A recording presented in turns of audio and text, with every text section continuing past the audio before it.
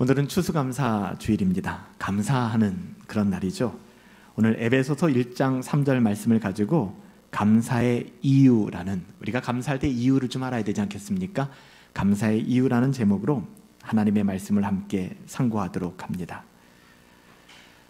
우리가 세상을 살아가면서 하기 어려운 일들이 있는데요, 저는 그 중에 하나가 감사라고 생각합니다. 여러분 어떠세요? 감사하기 쉬우신가요? 불평하고 원망하는 것은 너무나도 쉽고 자연스러운데요, 감사하는 것은 녹록지가 않아요. 아이들도 마찬가지거든요. 아이들이 감사하는 걸 먼저 배울까요? 태어나서 불평과 원망을 먼저 배울까요? 불평과 원망은 배우지 않아도, 학습하지 않아도 자연스럽게 나오게 됩니다. 근데 감사는요, 정말 힘들어요. 좋은 일이 생기고 은혜를 입었을 때 감사하는 거야 인지상정, 누가 못하겠습니까? 다 감사하죠. 하지만 성경이 우리들에게 말씀하고 있는 감사는 그런 수준의 감사가 아닌 게, 이게 문제가 있죠. 성경은 뭐라고 얘기합니까? 범사에 감사하라. 이건 참 우리가 풀어야 될 숙제인 것 같아요. 그냥 우리가 기분 좋을 때 감사해라, 넉넉할 때 감사하라 하면 감사할 것 같아요. 어렵지 않죠. 그런데 성경은 그 정도 수준이 아니라 범사에 감사하라. anytime, 언제든지 감사하라는 거예요. 이는 예수 그리스도 안에서 너희를 향하신 뭐라고 말씀하십니까? 데살로니가전서 5장에서 하나님의 뜻이다. 하나님의 뜻이 무엇인가라고 물어보신다면 하나님의 뜻은 감사하라, 거기에 범사에 감사하라. 진짜 이건 우리가 풀어야 될 숙제입니다. 이게 어떻게 가능할까? 범사라고 하는 것은요, 좋은 일일 뿐만 아니라 나쁜 일이 일어날 때도, 내가 원하는 일일 뿐만 아니라 내가 원치 않는 일이 나의 삶 속에 찾아온다 할지라도, 때로는 견딜 수 없도록 고통스러운 이 입속에 모래를 잔뜩 씹는 것 같은 그런 고통이 내 삶을 지배한다 할지라도 우리가 잊지 말아야 될 것은 감사라는 이야기예요. 이쯤 되면 기독교는 고문인 것 같습니다. 하나님의 뜻을 알지 못하면 고문이죠. 어떻게 감사할 수 있을까요? 여러분, 우리가 살아가는 세상은, 여러분 환상을 갖지 마세요. 우리가 살아가는 이 세상은 에덴 동산이 아닙니다. 하나님이 모든 것을 완벽하게 창조하시고 죄가 없었던 그 아름다운 동산이 아닙니다. 하나님의 나라가 우리 가운데 임하였다고 하지만 아직 도래하지 않은 타락한 세상이고, 우리가 사는 현실 세계는 에덴 동산에서 오히려 추방당한, 범죄함으로 말미암아 오염되고 추악하게 타락한 세상 속에서 우리는 살아가고 있다는 사실입니다. 사실요, 인간이 타락하기 전에 창세기를 보시면 에덴 동산은 너무너무 좋았어요. 하나님이 보시기에 좋았더라. 모든 것이 하나님의 그 기쁘신 뜻에 따라서 완벽한 조화를 이루면서 이 세상은 움직여갔습니다. 인간이 죄를 짓기 전에는. 하지만 인간이 타락하고 죄를 짓고 사람이 에덴 동산에서 쫓겨나자 모든 것이 변화되었어요. 하나님과 사람 사이에, 사람과 사람 사이에, 사람과 자연 피조 세계 사이에 모든 조화가 다 깨어져 버렸어요. 원래는 하나님과 우리와의 관계가 이런 관계가 아니었어요. 어느 순간부터 사람은 하나님을 두려워하기 시작하고 하나님을 오해하기 시작하고, 사람과 사람 사이에서도 오해와 갈등이 일어나기 시작하고, 사람과 피조 세계는 서로 다투며 멸종하게 되고 싸우게 되는 그런 험악한 삶을 살아가게 되었습니다. 이것이 인간의 범죄 때문에 일어난 현실이에요. 고통스럽고 비참한 일들이 우리 가운데 일어나는 것은 더 이상 이상한 일이 아닙니다. 이건 자연스러운 일입니다. 열심히 일을 했는데, 그러신 분들 계시죠? 올 한 해 정말 열심히 살았는데 결과가 제대로 나오지 않아요. 아니, 인풋한 만큼 아웃풋이 나오면 얼마나 좋을까요? 근데 인생이란 게 그렇지가 않은 거예요. 정말 열심히 살았는데 사람들은 나를 향해서 좀 더 열심히 해보지라고 얘기할지 모르겠지만, 나는 진짜 내 영혼 탈탈 털어 열심히 해보았는데 결과가 나오질 않아요. 이뿐만 아니라 전쟁과 가정 내의 싸움과 분쟁과 천재지변할 것 없이 문제가 없는 것이 없습니다. 건강하던 사람이 어느 날 중병 선고를 받기도 하고, 병원에 가보면은 병원에는 나이 많은 사람들만 있습니까? 가슴 아픈 것은 대학병원에 가보면은 소아암 환자들이 있는, 아이들이 암에 걸려서 항암 치료를 하고 있는 그런 병동들이 있어요. 그 병원을 방문할 때마다 마음이 너무 아파요. 그냥 살 만큼 산 사람이 병을 얻었다 그러면 글쎄요, 그래도 힘들겠지만 아이들이 뭘 안다고. 2살, 3살, 4살 된 아이들이 링거를 꽂고 있고 항암 치료를 하고 있고, 어느 한순간 교통사고로 사랑하는 자식을 잃는 부모들, 여러분 어떻습니까? 별별 원치 않는 일들이 뉴스를 보면, 또 사건 사고들과 우리의 삶의 이웃들의 일상들을 펼쳐볼 때, 아니면 우리의 삶의 자리에 너무나 흔하게 일어난다는 사실이죠. 여러분 여기에 감사가 자리 잡을 수 있을까요? 제가 이번 한 주간 여러분들에게 감사의 제목들을 좀 써보세요, 기도의 제목들을 좀 써보세요라고 부탁을 드린 이유도 여기에 있어요. 이건 우리가 풀어야 될 숙제이기 때문에. 우린 무엇으로 감사하는가? 하나님, 나는 감사할 수 없어요. 대다수가 그런 마음일 거예요. 하나님, 저는 뭐 감사할 제목이 없습니다. 여러분, 하나님의 은혜를 주시지 않는다면 우리는 감사할 수 없어요. 범사에 감사는커녕 감사의 말조차가 우리 가운데서 사라지게 될 것입니다. 왜냐하면 우리의 삶은 감사보다도 불평할 일이 더 많기 때문에, 좋은 일보다도 나쁜 일이 더 많이 일어나기 때문에, 세상이 도무지 거꾸로만 가는 것처럼 느껴지기 때문에 여러분 어떻게 감사해요? 맨정신으로는 불가능하죠. 에덴 동산에서 쫓겨난 인생, 고통스러운 현실을 대면하고 살아가는 사람들이 감사할 이유를 발견한다는 것은 이 세상에서 본질적으로 불가능합니다. 가능하지가 않아요. 그는 고역이고 고행입니다. 그렇다면 왜 하나님께서는 범사에 감사하라 라고 말씀하셨을까? 하나님은 잔인하신 분이십니까? 여러분, 하나님을 오해하지 마세요. 하나님은 잔인하신 분이 아니세요. 하나님은 선하신 분이시잖아요. 막연한 기대감으로 신앙생활을 해서는 안 됩니다. 하나님께 물어보세요. 하나님께 무릎 꿇으세요. 하나님의 은혜를 구하세요. 이게 도대체 무슨 뜻입니까? 범사에 감사하라니요. 우리는 이 문제를 정직하게, 진지하게 다룰 필요가 있습니다. 우리 자신이 처한 상황을 정확하게 아는 것이 중요하죠. 아까도 말씀드렸지만 우리는요, 에덴 동산에 머물고 있지 않다고 말씀드렸어요. 모든 기대를 깨워버리세요. 모든 환상을 깨워버리세요. 제가 지난 주간에 동대문 쪽방촌 사역을 하고 계시는 목사님을 찾아뵙고 이야기를 나누었어요. 목사님이 이런 말씀을 하세요. 정말 모든 것을 다 헌신하고 그 사역들을 하고 계세요. 쉽지 않은 살림살이지만 거의 모든 것을 걸고, 2층에는 남자 노숙인들, 쪽방촌에서 살 수 없는 사람들, 쪽방촌마저도 들어갈 수 없는 사람들이 있단 말이에요. 그분들이 한 10분 정도 기거하고 계시더라고요. 3층에는 여자분들이 한 10분 정도, 이분들도 노숙인들이에요. 쪽방촌도 과분한, 쪽방촌도 들어갈 수 없는 분들, 이런 분들을 위해서 정말 잘 인테리어를 해놓고 여자분들은 정말 제가 들어가서 살고 싶을 만큼 좋게끔 환경을 만들어 놓으셨더라고요. 입을 옷을 주고 깨끗하게 목욕할 수 있도록 시설을 갖춰드리고, 그리고 식사를 제공해주고, 일주일에 2번 무료 급식을 하면서 정부에서, 지자체에서 하나도 안 도와줘요. 그렇게 열심히 돕습니다. 근데 이 목사님이 이런 얘기를 하시는 거예요. 그렇게 열심히 도와서 이 사람들이 삶이 갱신이 되고, 노숙인으로 살던 사람이 쪽방촌으로 가게 되고, 쪽방촌에서 살던 사람들이 임대주택으로 가게 되고, 그리고 어느 정도 이제는 살만한, 기초수급자에서 살만한 그런 자리로, 뭐 살만하다 해봤자 어느 정도겠습니까? 아주 어려운 형편이죠. 그때가 되면 다 떠난다는 거예요. 교회 안 나온다는 거예요. 마치 형제들이 군대 다닐 때 그런 경험이 있잖아요. 이등병 때 힘들 때는 교회 열심히 가다가 일병만 되고 상병만 돼도 교회 안 나가요. 내무반이 편하니까. 늘 배신하고 배신당하고 오죽하면 사람은 고쳐서 쓰는 짐승이 아니다라고 말할 정도로 얼마나 배신을 당했으면 이렇게 쓴소리들을 내뱉을까. 여러분, 우리는 그런 세상에서 살아가고 있어요.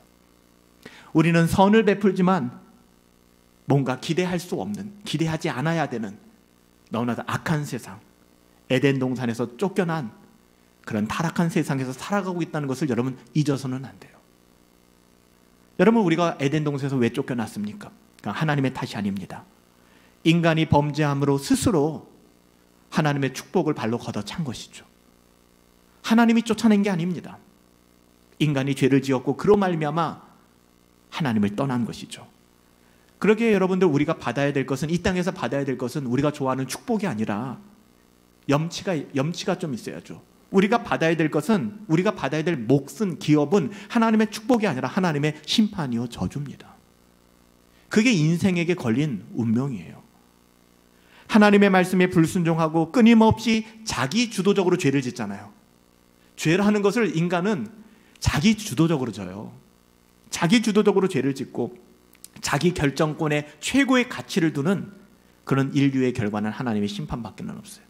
여러분 그렇지 않아요? 우리들의 인생을 살아갈 때 우리는 죄를 지어라 라는 어떤 그런 권유에 의해서 죄를 짓습니까? 죄를 모방하고 학습할 뿐만 아니라 자기 주도적으로 우리는 죄를 짓습니다. 그 인간의 죄성이에요. 뿐만 아니라 모든 결정도, 심지어는 신앙생활마저도 내가 결정권을 가지고 있다고 생각하는 자기 결정권을 가지고 우리는 신앙생활을 합니다. 여러분 그 결과는 하나님의 심판입니다. 그럼 이런 삶의 문제가 뭔지 아시겠어요? 자기 주도적인 죄의 핵심은 하나님의 결정권이 아닌 나의 결정권이 가장 중요하다고 여기는 것, 여러분 이거 죄성입니다. 우리는 하나님의 말씀 때문에 여기 모였잖아요. 하나님의 자녀가 되는 그 특권보다 더 소중한 것은 없다라고 생각하며 고백하며 모인 사람들이잖아요. 여러분 그래서 이렇게 타락한 사람들은 타락한 세상에서 내 것이라는 생각을 가지고 살아가죠. 내 인생은 내 거야. 오늘 유아 세례를 받은 하엘이는 누구의 것입니까? 여러분 부모님들의 가장 큰 착각은 뭔지 아세요? 이 아이가 나의 소유라고 생각하는 것이죠. 나의 점유물이라고 생각하는 거예요. 여기에 집착하기 시작하는 것이고, 그래서 나중에 배신당했다고 생각하는 것이죠. 내 자식은 없어요. 하나님의 자녀입니다. 내 집이라고 생각하는 내 집, 내 사업, 내 것, 모든 것을 내 것이라고 주장하게 되는 것입니다. 여기는 청지기로서의 고백을 찾아볼 수가 없어요. 다 내 거예요. 건강해도 내 건강, 가지고 있는 내 소유도 내 것. 이렇게 타락한 삶은 우리에게 주어진 모든 것을 자신의 공로로 받아들이게 되죠. 결국엔 내가 열심히 살았기 때문에, 결국에는 내가 열심히 했기 때문에 이 자리에 오르게 된 거야. 당연하고 마땅하게 모든 것을 자기 자신의 공로로 돌리게 됩니다. 여기에 여러분 은혜라는 것은 존재하지 않아요. 방금 우리가 예배 때 찬양했던 이 찬양처럼 우리의 고백이 있었지 않습니까?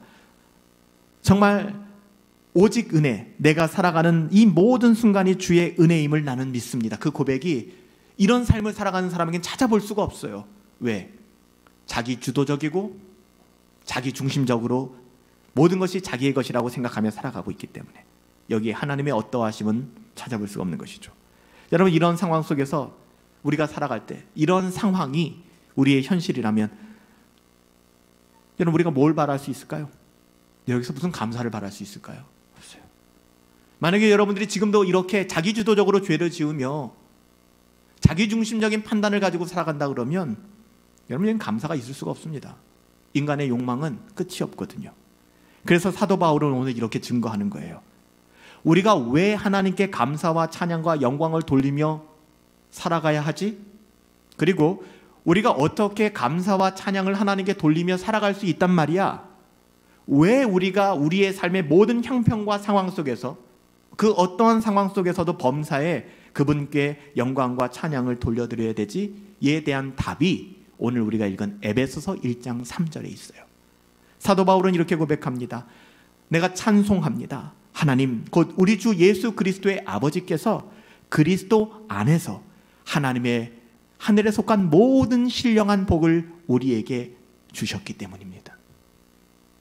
여러분 에베소서, 이 에베소서는 옥중서신이라고 불리우죠. 왜 옥중서신입니까? 이것은 사도 바울이 감옥에 갇혔을 때 기록된 말씀이기 때문에 그렇습니다. 복음을 전하다가 아무 죄가 없고 무죄한 그가 에베소 감옥에 갇혀 있습니다. 그러나 감옥에 갇혀서 에베소에게 편지를 보내고 있는데 감사할 이유가 그에게 있겠습니까? 여러분 생각해 보세요. 사도 바울은 뭐 하나 잘못한 게 없다고요. 다마스커스로 갈 때 예수님 만나서 그가 회심하고 나의 달려갈 길과 주 예수께 받은 사명, 은혜의 복음을 전하는 일을 마치려 하면은 나의 그 인생 더 이상 내가 내 자신이 주장하지 않고 오직 하나님의 영광만 위해서 살아가겠습니다 고백한 것밖에는 없어요. 당시 알려진 전 세계를 3바퀴 4바퀴 걸어서 복음을 전한 것밖에는 없어요. 그가 감옥에 갈 이유는 전혀 없었습니다. 근데 감옥에 있어요. 보통 이쯤 되면은 내가 예수 믿은 결과가 이거란 말인가? 내가 신앙생활의 결과가 이거란 말인가? 불평과 원망으로 가득 찰 수 있지만 사도 바울은 옥중서신을 통하여 뭐라고 얘기합니까? 내가 감사한다. 감사하는 데서 지나가지 않아요. 뭐라고 얘기해요? 찬송한다. 여러분 찬송, 여러분 부부싸움하고서 찬송이 됩니까? 여러분 이웃과 다투고 나서 찬송이 되나요? 안 됩니다. 감사를 넘어서는 거예요. 지금 사도 바울은. 어디에서? 감옥에서. 사도 바울은 찬송할 이유, 감사할 이유에 대해서 하나님 곧 우리 주 예수 그리스도 아버지께서 그리스도 안에서 하늘에 속한 모든 신령한 복을 우리에게 주셨기 때문에 내가 감사한다. 여러분 이 감사는 종교적인 발언이 아니라 사도 바울의 현실의 감사를 이끌어낼 만큼 능력이 있었다는 사실입니다. 우리가 로또에 되거나 내가 원하는 뭔가를 성취했을 때 우리가 현실적으로 감사하지 않습니까? 사도 바울은요, 그의 현실에서 그것 때문에 감사가 아니라 그리스도 안에 내가 거하며 하늘에 속한 모든 신령한 복을 내가 받았기 때문에 감사한다고 얘기하는 거예요. 그가 감옥에 있는데. 여기서 우리가 눈여겨봐야 될 게 있죠. 이 땅에 속한 모든 육적인 복이다라고 얘기하지 않아요. 이 세상에 썩어질, 우리가 생각하는 대부분 하나님 복 주세요라고 하는 것은요, 이 세상에 썩어서 사라지게 될 유한한 복을 원할 때가 너무 많아요. 그렇지 않나요?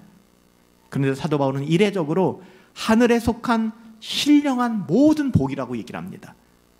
그렇다면 우리가 한번 점검해 보자고요. 하늘에 속한 모든 신령한 복이 도대체 뭘까? 하나님께서 그리스도 안에서 우리를 택하셨잖아요. 그 기쁘신 뜻대로 우리를 예정하셨잖아요. 우리가 지금 누리고 영원히 누리게 될 은혜와 복은 갑자기 주어진 것도 우리가 어떤 일을 한 결과도 아니라고 성경은 이야기합니다.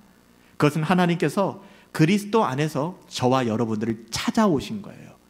삭개오가 예수님을 만나길 원했던 것 같지만 누가복음을 계속 읽어보면 예수님께서 삭개오를 찾아오신 거예요.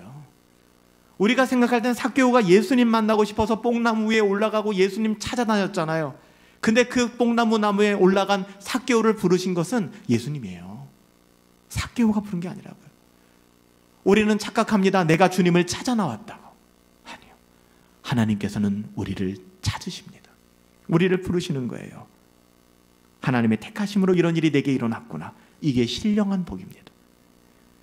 주 예수님을 믿는 사람이 이 사실을 알게 되었을 때, 이 사실이 종교적인 언어가 아니라 은혜의 언어로 내 삶에 다가오게 되었을 때 그는 감격하게 되는 거예요.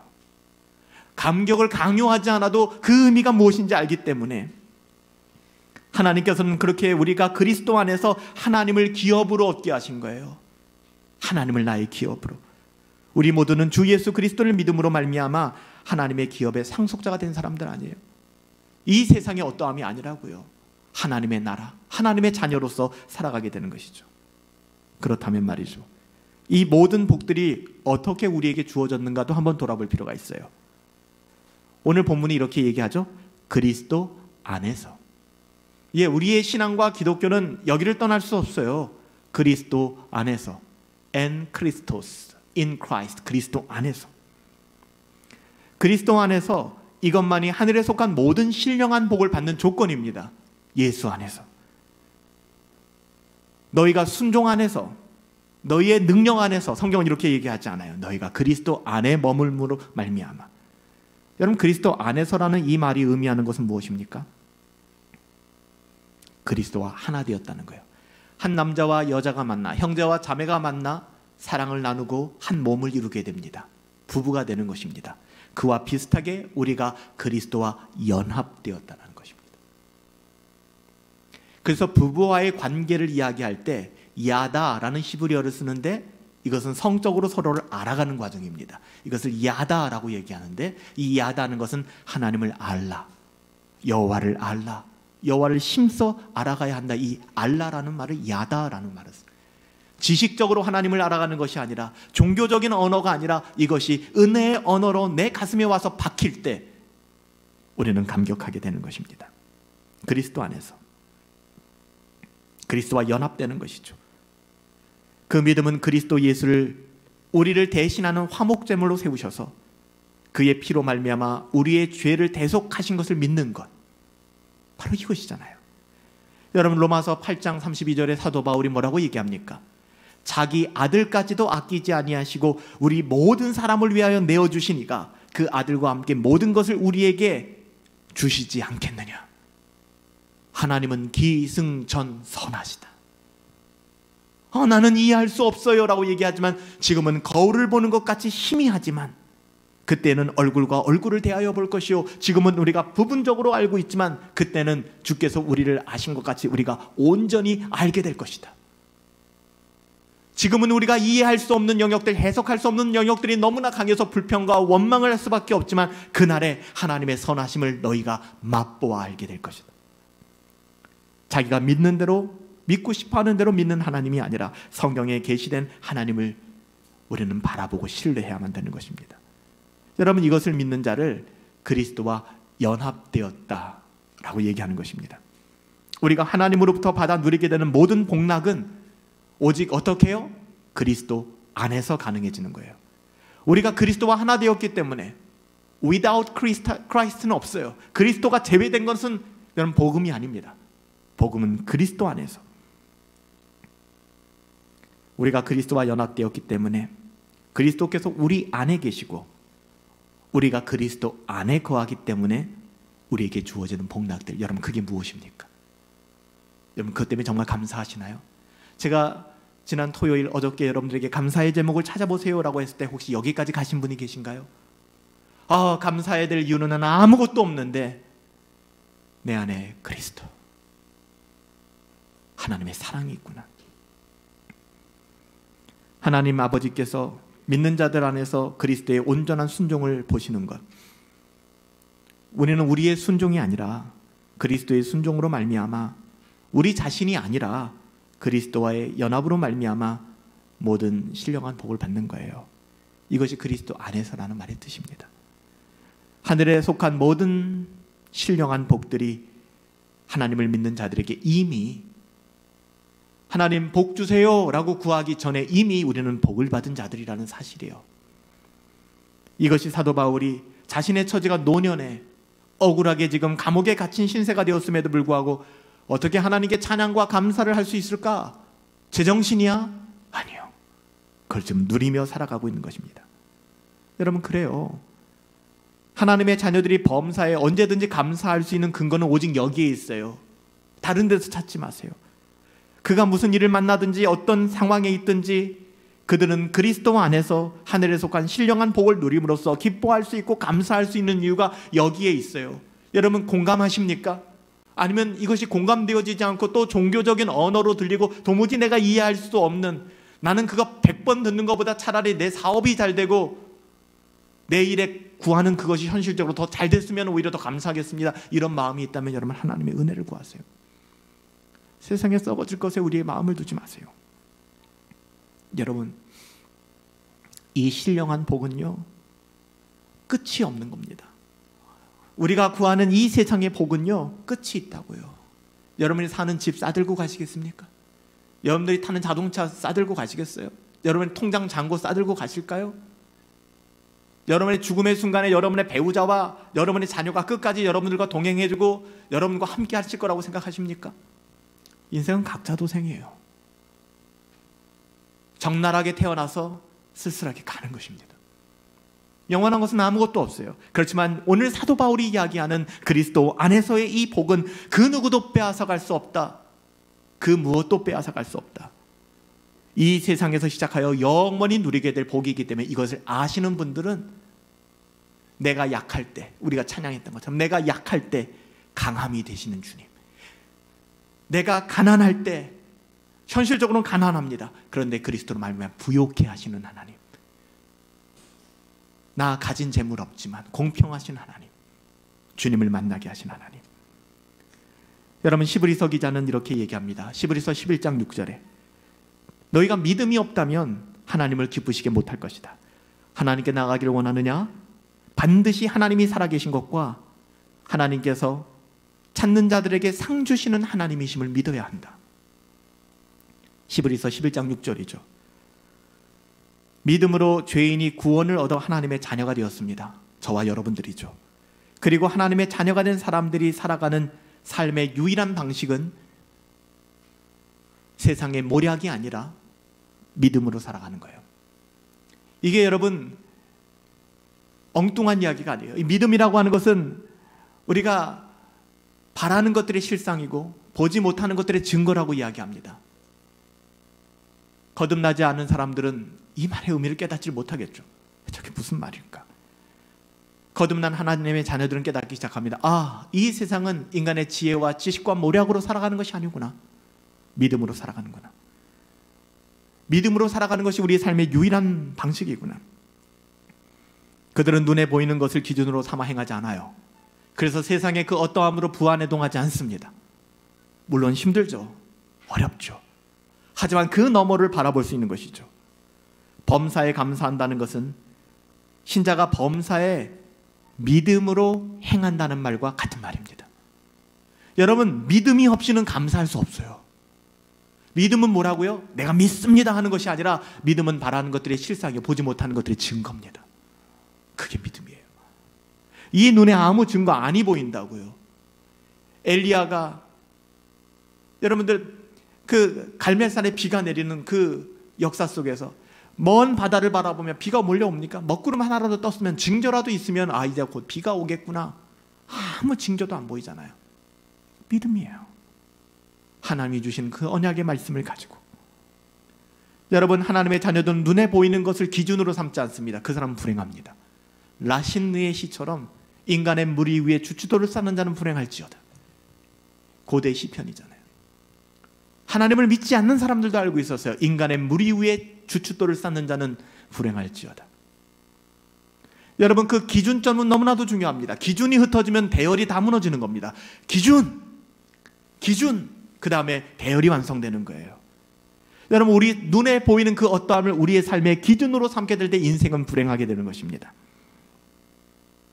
범사에 감사한다는 것은 신자가 범사의 믿음으로 살아간다는 거예요. 믿음에서 나오지 않는 감사는 그는 참된 감사가 아닙니다. 그냥 좋으니까 일시적으로 나오는 감정의 현상들이죠.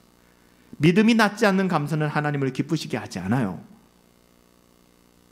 여러분, 마가복음 11장 24절에 내가 너희에게 말하노니 무엇이든지 기도하고 구하는 것은 받은 줄로 믿으라. 그리하면 너희에게 그대로 되리라. 이렇게 말씀하셨어요.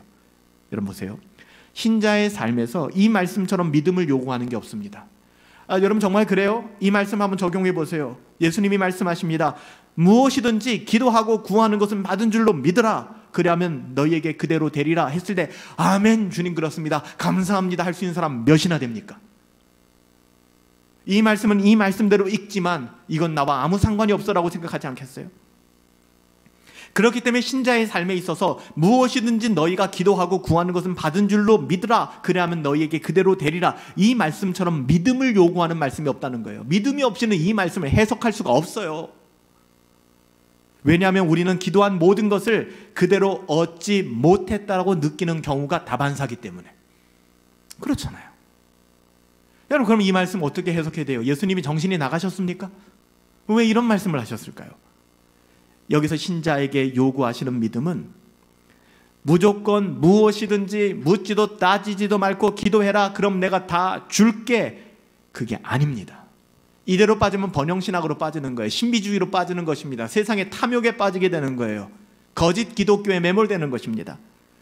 여러분, 기독교는 무조건 조건이 상관없이 너희가 지성이면 감천이다, 네가 마음을 다해서 예의를 갖추고 그렇게 하면은 하늘도 감동해서 너희들에게 복을 내려주실 거야. 산신제처럼, 산신이요 바다신이요 무당처럼. 여러분, 기독교가 아니에요. 여러분, 여기서 주님이 요구하신 믿음이에요. 믿음. 어떤 믿음이요? 선하신 하나님에 대한 온전한 신뢰요. 그러니까 저한테 와서, 아니면 서로 지체들에게 하나님 선하시다면서요, 도대체 내 인생 왜 이런 거예요? 내가 바닥으로 얼만큼 더 떨어져야 되겠습니까? 라고 말씀하지 마세요. 너무 슬퍼요. 아파요. 알고 있어요.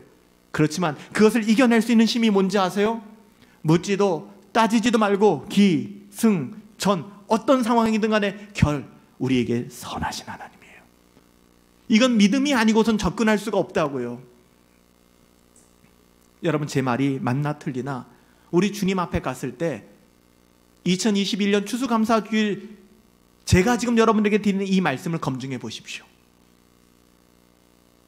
이것이 사기인지. 하나님은 선하시군요.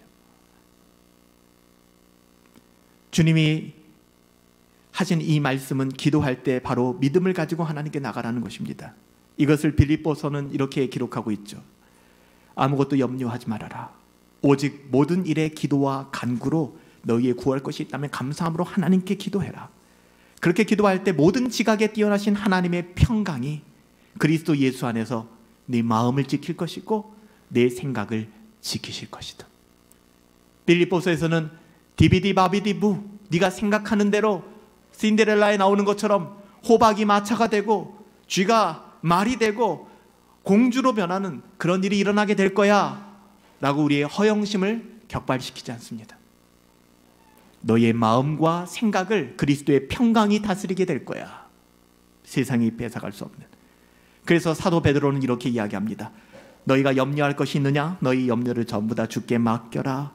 이는 주님께서 하나님께서 너희를 권고하심이라 너희를 돌보심이라. 베드로전서 5장 7절 말씀. 여러분, 하나님은 우리를 고아처럼 버려두지 않으세요. 지금 이 시간에도 하나님의 분명한 뜻 가운데 우리의 삶을 인도하신다는 거예요. 그렇기 때문에 우리가 주님 앞에 나와 마지막 할 수 있는 말은 하나님 감사합니다. Give thanks. 감사합니다.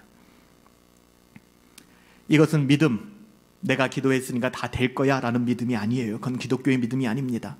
선하신 하나님에 대한 온전한 신뢰. 믿음은 바라는 것들의 실상이요 보지 못하는 것들의 증거니 이로써 선진들이 의롭다함을 얻게 되었다. 바로 이것. 주님께서 기도에 대한 이 교훈을 주신 것은 우리를 좌절시키고 우리의 믿음이 부족한 것을 탓하기 위해서 말씀하신 게 절대 아니라는 사실. 하나님을 오해하지 마세요. 주님은요, 우리가 염려와 불안을 다 당신께 맡기기를 원하세요. 오늘 예배 가운데 우리의 모든 염려와 불안을 살아계신 하나님께 맡기시고 하나님을 신뢰하십시오. 선하신 하나님께서 그 무한한 지혜와 능력으로 우리에게 가장 최상의, 가장 완전한 하나님이 원하시는 삶으로 우리를 인도하여 주실 것이고 우리가 그것을 신뢰함으로 세상이 빼앗아갈 수 없는 평강이 있잖아요. 사람들은 너 인생은 이제 끝났어, 너 인생은 소망이 없어 라고 얘기해도 우리는 마음이 오히려 안연한 겁니다. 왜요? 하나님을 신뢰하기 때문에. 하나님을 신뢰하기 때문에. 주님이 주신 것은 기도라는 마술지팡이가 아닙니다. 알라딘의 요술램프가 아니에요. 하나님께 대한 온전한 신뢰를 통하여 누리게 되는 축복. 여러분, 이걸 받으셔야 됩니다. 이로 인하여 감사할 수 있어야 돼요. 하나님의 자녀들이 받은 바 하늘에 속한 모든 신령한 복은 이 세상에서 다 드러나지 않아요, 여러분들. 이 세상에서 증명되지 않아요, 여러분들. 그래서 사람들은 우리를 불쌍히 여기기도 하고 우리를 조롱하기도 하는 겁니다. 이 세상에서 다 드러나지 않았기 때문에. 그 믿음은 에덴에서 쫓겨난 인생에서 일어나는 일들 속에서 하나님의 선하심을 증명하는 것이 아니라 십자가에서 자기 아들을 아끼지 않고 내어주신 일에서 하나님의 무한한 선하심을 확인하는 믿음인 거죠. 사랑하는 여러분들, 하이델베르크 교리문답 기억하세요? 하이델베르크 교리문답 이렇게 물어요. 살아서나 죽어서나 당신의 진짜 유일한 위로가 뭐예요? 여러분, 위로받고 싶잖아요. 목사님들도 목회하다 상처를 많이 받아요. 그러면 때로는 그나마 좀 괜찮은 상황에 있는 사람이 가서 위로해주고, 어떨 땐 제가 위로를 받아야 될 지경에 놓이게 되면 또 그분들이 와서 저를 위로해주고. 여러분, 사람은 위로받아야 살 수가 있거든요. 근데 이렇게 물어요. 살아서나 죽어서나 우리의 진짜 유일한 위로가 뭡니까? 위로의 그 한마디가 우리를 바꾸잖아요. 살 힘을 내게 하잖아요. 그게 뭐냔 말이에요. 하이델베르크 교리문답 우리가 너무나 잘 알잖아요. 왜 이것이 종교적인 지식으로만 머물고 있냔 말이에요. 왜 이것이 우리의 감사의 제목으로 나오지 않냔 말입니다. 이렇게 대답합니다. 살아서나 죽어서나 나는 나의 소유가 내 것이 아니라 몸도 영혼도 나의 신실하신 구주 예수 그리스도의 것입니다.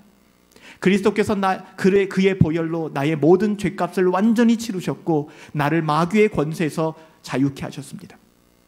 또한 하늘에 계신 나의 아버지의 뜻이 아니라면 머리털 하나도 땅에 떨어지지 않도록 나를 보호하시며 참으로 모든 것이 합력하여 나의 구원을 이루도록 하십니다.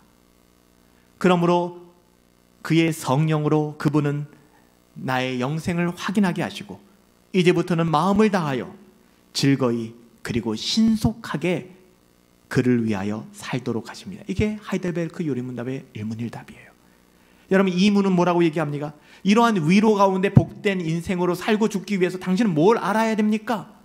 이렇게 대답하죠. 세 개를 알아야 되는데요, 나의 죄의 비참함이 얼마나 큰가를 깨달아야 되고, 이것을 깨달은 사람은 나의 모든 죄와 비참함으로부터 내가 어떻게 구원 얻는가, 이것을 깨닫게 되고 알게 되고, 셋째로 그러한 구원을 주신 하나님께 내가 어떻게 감사해야 되는지를 알게 됩니다. 이것이 하이델베르크 교리문답의 1문, 2문이에요. 여러분, 오늘 우리가 감사의 제목을 찾는 게 여기에서 분리되면 안 된다고요. 하이델베르크 교리문답을 만들 때 여러분들보다도 나이가 어렸던 우르시누스가 28이었습니다. 올리비아누스는 26이었어요. 우르시누스는 신학자였습니다. 하이델베르크에서 하나님의 말씀을 연구하는 신학자로서, 올리비아누스는 목회자였습니다. 젊은 목회자, 26, 28, 20대밖에 안 된 이들이 하이델베르크 성 안에 있는 사람들에게, 그 아이들에게 믿음의 유산을 남기기 위하여 교리문답을 만들 때 이런 소식을 듣게 되었죠. 프랑스의 파리를 중심으로 해서 위그노들이 이 구교도들에게, 로만 캐톨릭에 의해 엄청난 핍박과 죽임을 당했습니다. 우리 형제들이, 우리는 지금 하이델베르크 성에서 안전하게 살고 있는데 저 프랑스에 있는 우리 형제들은 예수를 믿는다는 이유로, 복음의 가치를 가지고 살아가겠다는 그 이유 때문에 하루아침에 목숨을 잃게 되었습니다. 여러분, 이 급박한 상황에 대하여 우르시누스는 그들이 살든지 죽든지, 이건 미사의 여구가 아닙니다. 여러분들, 삶과 죽음의 현실적인 문제예요. 그들이 살든지 죽든지 하나님만이 그들의 위로가 되어주실 것입니다. 이 말을 우르시누스가 하게 되죠. 이 말을 들은 올리비아누스가 자기가 유학길에서 돌아오던 길에 한 노신부가 이야기했던 말을 유추해냅니다.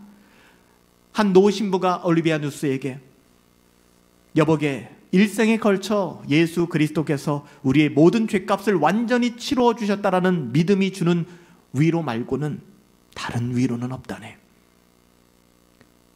인생을 살 만큼 살았던 그 노신부가 이 젊은 목회자 후보생을 보면서 얘기를 하는 거예요. 우리의 모든 죄값이 우리 주 예수 그리스도로 말미암아 해결되었다라는 그 믿음의 위로 말고는 내가 살아보니까 참된 위로가 없다네. 올리비아누스와 우르시누스가 의기투합하여서, 그렇다면 우리가 만들어야 될, 다음 세대에 전해줘야 될 믿음의 유산, 그 처음 시작은 무엇일까? 사나 죽으나 우리의 유일한 위로는 무엇인가? 나의 삶은 내 것이 아니라 주 예수 그리스도의 것이며 주님이 나를 구원하셨다는 그 사실입니다. 여러분, 이게 기독교입니다. 여러분, 이것이 얼마나 놀라운 신앙 고백입니까? 이것은 특별한 사람들의 신앙 고백이 되어서는 안 됩니다. 역사적으로 하나님의 백성들이 마땅히 가졌던 신앙 고백이고, 지금도 저와 여러분들이 감사해야 될 유일한 위로와 감사의 제목은 여기서부터 시작되는 거예요. 혹시 어저께 감사의 제목을 적어보시면서 돌아오면서 나는 감사할 게 하나도 없었다라는 그런 메마른 마음밖에는 내게 없었다면, 여러분, 올해가 지나가기 전에 하나님의 은혜를 구하세요. 내가 하나님의 자녀가 되는 권세보다 더 소중한 것이 없다는 것을 입술로만 고백하지 마시고 그것이 내 삶의 감사가 되었으면 좋겠어요. 종교개혁자 존 칼빈도 주와 복음으로 인하여 많은 고난을 무수히 당했죠. 그래서 빌립보서 1장 21절을 칼빈이 이렇게 번역했어요. 왜냐하면 그리스도는 삶에 있어서나 죽음에 있어서나 내게 유익하기 때문입니다. 우리는 이야기하죠. 죽음은 싫어요. 삶이 좋아요. 근데 사도 바울 그리고 칼빈 동일한 고백이에요. 그리스도는 내 삶에 있어서, 특별히 죽음에 있어서나 삶에 있어서나 그리스도는 내게 유익합니다. 이제 내게 사는 것은 그리스도니 죽는 것도 유익함이라. 이 말씀을 이렇게 번역했어요. 사랑하는 여러분, 오늘 감사주일입니다. 우리가 누리는 모든 은혜와 복은 그리스도를 통해서 그리스도 안에 있는 자들에게 하나님이 주신 것입니다. 그리스도 안에 있는 이 세상에서, 그러니까 그리스도 우리가 안에 있다면 이 세상에서 망한다 할지라도 전 망하지 않기를 바랍니다. 그럼에도 불구하고 우리가 어떻게 컨트롤할 수 없잖아요. 노력한 만큼의 대가를 받는 사회라면 왜 이런 얘기를 하겠습니까? 비록 우리가 망하게 된다 할지라도, 엎어진 것 같다 할지라도 여러분, 그렇지 않습니다. 하나님의 복이 우리 가운데 임한 거예요. 반대로 흥한다 할지라도 그것은 우리의 어떠한 때문에 흥한 게 아니라고요. 교만해지지 마세요.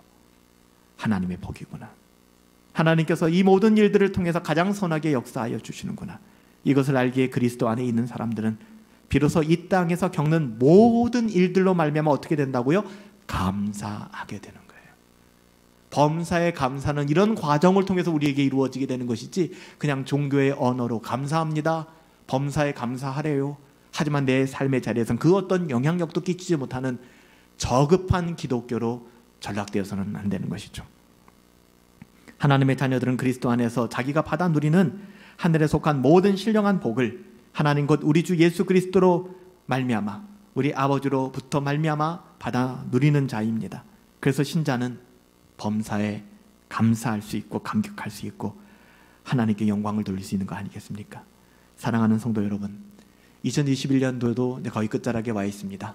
그리고 우리가 추수감사 주일로 1년 365일의 모든 감사를 모두어서 좀 감사의 마음을 담아 우리가 오늘 예배합니다. 우리의 남은 생애가 어떠한지는 알지 못하지만 이런 복된 감사의 은총으로 넘쳐나기를 우리 주 예수 그리스도의 이름으로 축복합니다. 기도하겠습니다. 살아계신 아버지 하나님, 우리가 생각하는 가벼운 감사가 아니라 하나님께서 우리에게 말씀하시는 감사, 그 감사를 회복할 수 있게 되기를 간절히 원합니다. 에베네셀의 하나님, 여기까지 우리를 인도하신 하나님, 지금까지 나의 어떠함으로 달려온 것이 아니라 하나님이 우리의 일거수일투족 나의 작은 호흡까지도 선하게 잡아 인도하셨군요. 그 하나님 앞에 감사하게 하여 주시옵소서. 감사가 폭력적인 언어가 되는 것이 아니라 강요가 아니라 감격하여 나올 수 있는 자발적인 언어로 우리가 하나님께 감사할 수 있도록, 감사하는 삶 살아갈 수 있도록 인도하여 주시옵소서. 주님 감사합니다. 예수님의 이름으로 기도하옵나이다. 아멘. 우리 감사의 마음을 담아 우리 하나님께 헌상하고 연보하도록 합니다. 에베네셀 하나님, 여기까지 우리를 지키시고 인도하신 하나님이에요. 우리 하나님께 감사합시다. 감사하신 하나님, 감사하신